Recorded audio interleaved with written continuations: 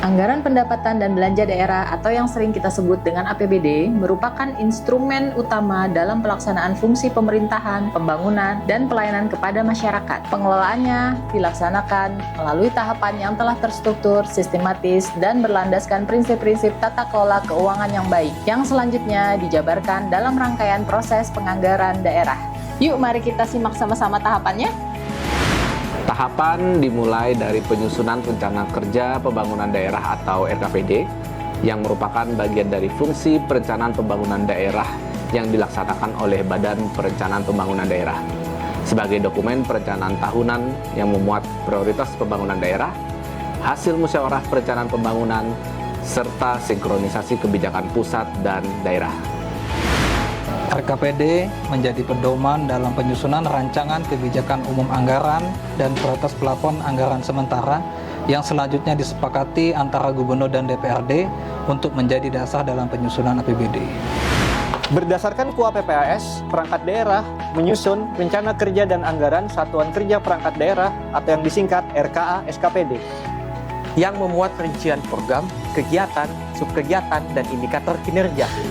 Selanjutnya, pemerintah daerah menyusun nota keuangan sebagai penjelasan komprehensif atas kebijakan fiskal, asumsi dasar, serta pengelolaan keuangan daerah. Rancangan tersebut kemudian disampaikan kepada pemerintah pusat melalui Kementerian Dalam Negeri untuk dilakukan evaluasi dan verifikasi, guna memastikan kesesuaian dengan kebijakan nasional dan peraturan perundang-undangan.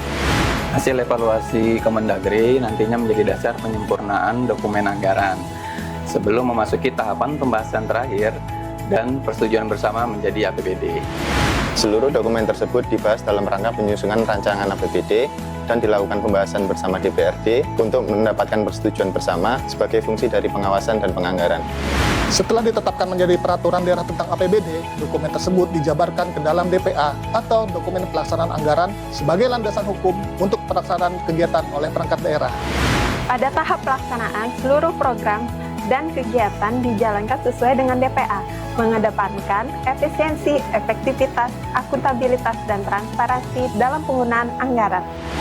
Pengendalian dilakukan melalui mekanisme monitoring, evaluasi, dan pelaporan, serta pengawasan oleh aparat pengawas internal pemerintah dan lembaga pemeriksa eksternal.